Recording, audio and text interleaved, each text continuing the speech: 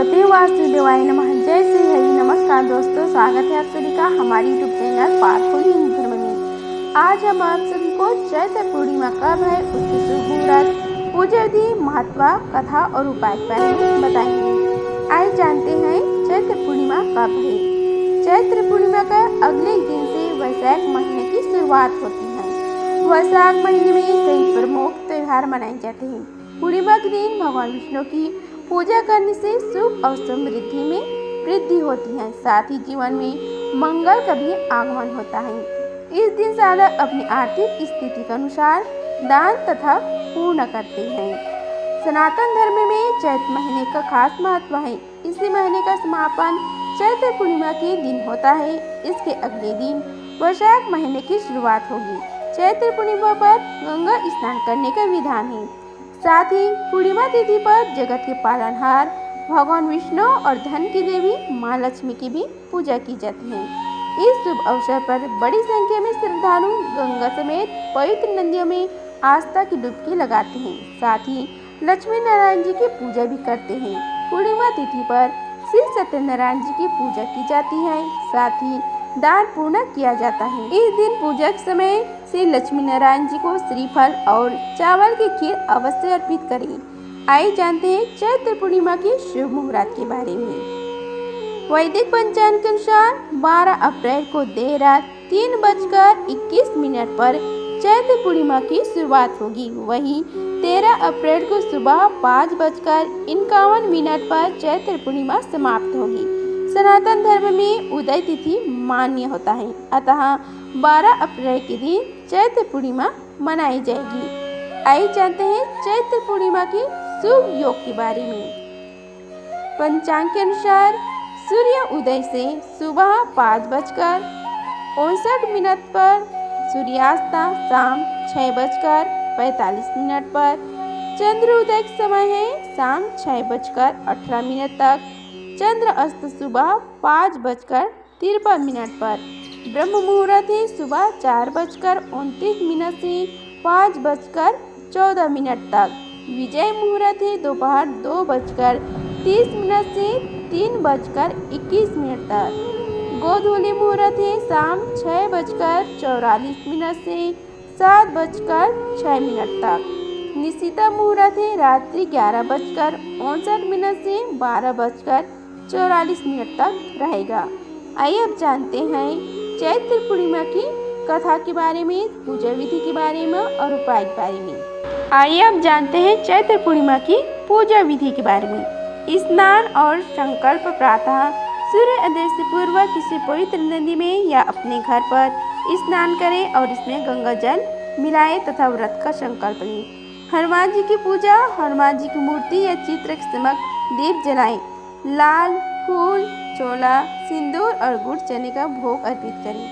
हनुमान चालीसा सुंदर काठ का पाठ करें। दान पूर्ण जरूरतमंदों को अन्न, वस्त्र और धन का दान करें। गायों को चारा देना और पक्षियों को भोजन कराना भी शुभ माना जाता है। सत्संग, भजन कीर्तन, इस दिन हनुमान जी के भजन कीर्तन और सत्संग में भाग लें, जिससे मन को शांति और आध्यात्मिक ऊर्जा की प्राप्ति होती है। पूर्णिमा के दिन हनुमान जयंती भी मनाई जाएगी।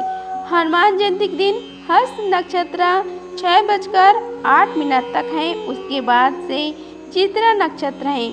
हनुमान जयंती के अवसर पर देश भर में मंदिरों में पूजा पाठ और धार्मिक अनुष्ठान किया जाता है। इस दिन व्रत रखकर आप हनुमान जी की पूजा करें। आपके सभी प्रकार के कष्ट दूर होंगे और मनोकामनाएं पूरी होगी। चैत्र पूर्णिमा के दिन स्नान और दान करने से पुण्य की प्राप्ति होती है, पाप मिटता है। स्नान के बाद पितरों के लिए तर्पण, दान, पिंडदान, श्राद्ध आदि करने से पितृ दोष मिटता है, पितरों का आशीर्वाद मिलता है। आइए अब जानते हैं चैत्र पूर्णिमा की कथा के बारे में। आइए कथा का श्रवण कीजिए। बोलो श्री हरि भगवान की जय, हनुमान जी की जय। पौराणिक कथा के अनुसार एक नगर में शेर सेठानी रहते थे। सेठानी रोजाना भगवान श्री हरि की पूजा भक्ति भाव से किया करती थी, लेकिन सेठानी की पूजा करना उसके पति को बिल्कुल भी पसंद नहीं था। इस कारण एक दिन सेठ ने उसे घर से निकाल दिया। सेठानी घर से निकलकर जंगल की ओर चल दी। रास्ते में सेठानी देखा कि जंगल में 4 आदमी मिट्टी खोद रहे हैं। यह देखकर सेठानी ने उनसे बोला कि आप लोग मुझे किसी काम पर रख लो। सेठानी के कहने पर उन्होंने सेठानी को नौकरी पर रख लिया, लेकिन सेठानी बहुत कोमल थी, इस वजह से उसके हाथ पर छाले पड़ गए। यह देख चारों आदमी ने सेठानी से काम छोड़ने की बात कही। उन्होंने कहा कि इसकी जगह तुम हमारे घर का काम कर दो। सेठानी के मान जाने पर वे उसे अपने घर ले गए। वहाँ वे चारों आदमी 4 मुट्ठी चावल लाते और उसे बांटकर खा लेते। यह देख सेठानी को बहुत बुरा लगता। इसे देख सेठानी ने उन चारों आदमी को 8 मुट्ठी चावल लाने को कहा। सेठानी की बात मानकर चारों आदमी 8 मुट्ठी चावल लाए। इन चावलों का सेठानी भोजन बनाया और भगवान विष्णु को भोग लगाकर सभी आदमियों को परोस दिया। इस बार चारों आदमी को भोजन बहुत स्वादिष्ट लगा और सेठानी से खाने की तारीफ करते हुए इसका राज पूछा, तो सेठानी ने कहा कि यह भोजन भगवान विष्णु का जूठा है, इस वजह से आपको स्वादिष्ट लग रहा है। उधर सेठानी के जाने के बाद सेठ भूखा रहने लगा। आसपास के लोग उसे ताने मारने लगे कि ये पत्नी की वजह से खाना खा रहा था। लोगों की बातें सुनकर सेठ सेठानी को जंगल में देखने निकल गया।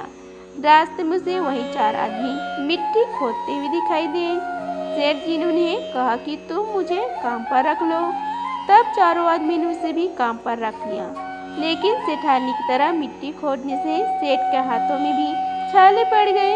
यह देखकर उन्होंने सेठ जी को भी घर का काम करने की सलाह दी। सेठ भी उनकी बात मानकर उनके घर चल दिए। घर पहुंचकर सेठ ने सेठानी को पहचान लिया, लेकिन सेठानी घूंघट में होने के कारण सेठ को पहचान नहीं पाई।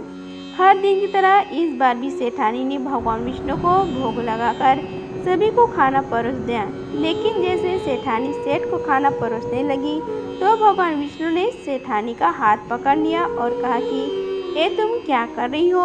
सेठानी बोली, मैं कुछ नहीं कर रही, मैं तो भोजन परोस रही हूँ। चारों भाइयों ने सेठानी से कहा कि हमें भी भगवान विष्णु के दर्शन कराओ। सेठानी का अनुरोध करने पर भगवान विष्णु उन सभी के सामने प्रकट हो गए। यह देख सेठ ने सेठानी से क्षमा मांगी और उसे हाथ पकड़कर घर चलने को कहा। तब चारों भाइयों ने बहन को बहुत सारा धन देकर विदा किया। तब से सेठ भी भगवान विष्णु का भक्त बन गया और पूरी श्रद्धा से उनकी पूजा करने लगा। इससे उसके घर में फिर से धन की बरसात होने लगी। ऐसी मान्यता है कि इस दिन व्रत रखने से सत्यनारायण भगवान के साथ हनुमान प्रभु श्री राम और माता सीता की भी कृपा प्राप्ति होती है। अब हम आप सभी को चैत्र पूर्णिमा की दूसरी कथा का आप सभी को श्रवण कराते हैं। चैत्र पूर्णिमा व्रत की महिला के बारे में एक साधु वैश्य ने सुना और पूर्णिमा पर सत्यव्रत पूजन करने का संकल्प लिया। साधु वैश्य ने कहा कि जब उसे संतान प्राप्ति होगी तो सत्यव्रत पूजन करेगा। समय बीतने के साथ उस वैश्य साधु के यहाँ पर एक कन्या ने जन्म लिया। कन्या के जन्म के बाद उसकी पत्नी ने याद सत्यव्रत यानी सत्यनारायण भगवान की पूजा कराने का स्मरण कराया, लेकिन साधु वैश्य ने कहा कि कन्या का विवाह होगा तो सत्यव्रत करेगा, लेकिन वैसे साधु ने व्रत नहीं किया। इसके बाद वे अपने दामाद को लेकर व्यापार के लिए चला गए। वहाँ भाग्य ने ऐसी करवट ली कि उसे चोरी के आरोप में राजा चंद्रकेतु द्वारा दामाद सहित कारागार में डाल दिया गया। इधर साधु वैश्य के घर में चोरी हो गई।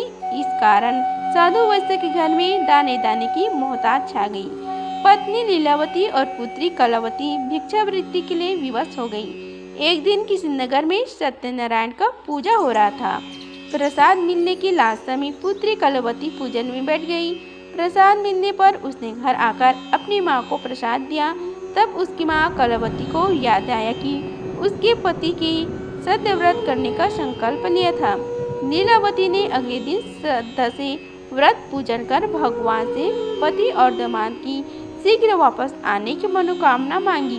लीलावती का श्रद्धा भाव और समर्पण भाव देखकर श्री हरि प्रसन्न हो गए और स्वप्न में राजा को कह दिया कि वह दोनों बंदियों को छोड़ दे, क्योंकि वह निर्दोष है। राजा ने अगली सुबह उनका धन धान्य तथा प्रचुर द्रव्य देकर उन्हें विदा किया।